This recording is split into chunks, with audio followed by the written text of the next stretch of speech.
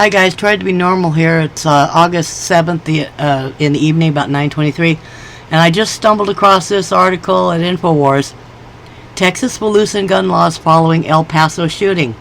New firearm laws allowing more guns in churches and on school grounds to go into effect next month. On September 1st, Texas will enact 9 new pro-gun laws which were passed before this weekend's tragic mass shooting at an El Paso, Texas Walmart. It says here the measures are meant to loosen restrictions on guns being carried on school campuses and churches, as well as banning lease agreements that prohibit residents from owning guns. House Bill 1143 prohibits school districts from making rules about how a licensed handgun carrier's weapons or ammunition can be stored in their vehicle in school parking lots. I'll leave the link to the web page below so that you can go and view these documents. House Bill 1387 eliminates limits on the number of school teachers and staff, known as marshals, that are allowed to carry guns on public school campuses. House Bill 2363 allows foster parents to store firearms and ammunition together in a locked location. House Bill 302 prohibits residential lease agreements from restricting residents or guests from owning guns.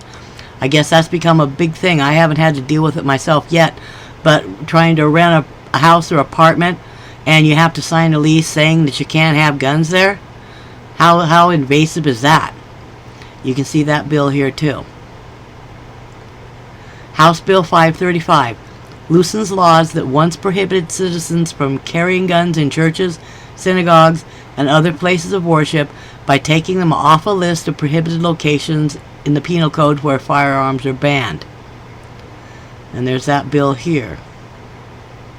House Bill 1177 prevents residents from evacuating from a state or local disaster area from being charged with a crime for carrying their handguns.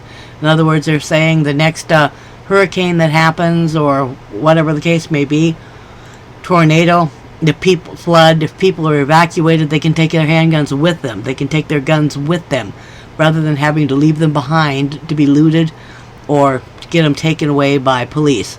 I think that's a pretty good one right there.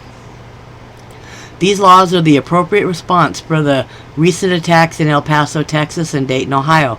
But instead, as we all know, the left is focused more on gun restrictions. Sadly, these proposed restrictions don't keep Americans safe, but are about disarming the populace for political control. With authorities still asserting they have found no motive for the mass shooting in Dayton, Ohio, not that they really have to, it doesn't really matter, people are dead, period. Some are wondering whether the massacre was a revenge attack for the earlier mass shooting in El Paso. It wouldn't surprise me. So I just thought you might like to hear this little bit of light peeking through the clouds in Texas. Y'all have a good evening.